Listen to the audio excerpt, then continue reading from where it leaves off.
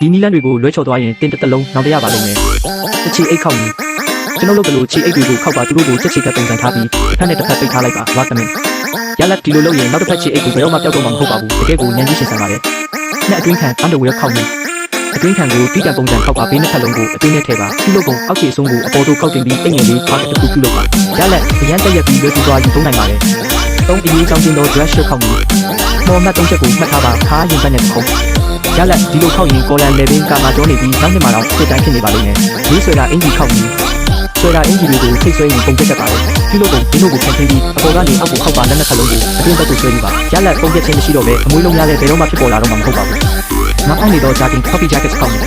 ထောင်းနေတဲ့ဂျာတင်တွေကနေရာအများကြီးနေပါတယ်ပြုလုပ်ပုံဒါပေမဲ့မှန်ကန်တဲ့နီလန်းနဲ့ထောက်လိုက်ပါကဆွဲတာအင်ဂျီလိုသုံးသွားပါလိမ့်မယ်စမ်းကြည့်လိုက်ကနဲ့အញ្ញမ်းလွယ်ကူတာကိုသိရပါလိမ့်မယ်ထောက်ဖို့ဒီအင်ဂျီခောက်နီပြုတ်ဝက်ချက်ကတော့အုတ်ထုတ်ရိုးတွေကိုပြအောင်လုပ်ပြီးအောက်ကိုခောက်ချလိုက်ခြင်းဖြစ်ပါတယ်ရလက်ထောက်လိုက်တဲ့အချိုးတိုင်းဟာတက်ရက်ပြီးနေရာတက်တာစေရမယ်အိတ်ကက်ခောက်နီ pocket fold ကပစ္စည်းတိုင်းနီးပါးမှာအလုပ်လုပ်ပါတယ်လိုအပ်ရင်ပြန်ကြည့်ပါခုနအိတ်ဝစ်စုံတွဲ pajama sets ခောက်နီအိတ်ဝစ်စုံတွဲတွေကိုတွဲပြီးခောက်တင်ပါတယ်ပြုလုပ်ပုံဘောင်းဘီကိုအရင်ခောက်ပါအပေါ်ဝစ်အင်ဂျီရဲ့လက်မောင်းတွေကိုခောက်ပြီးအင်ဂျီကိုဘောင်းဘီပက်လေပတ်လိုက်ပါရလက်နောက်ရာသီမှာသူတို့ကိုချက်ချင်းရှာတွေ့ပါလိမ့်မယ်ရှစ်ဘောင်းဘီခောက်နီ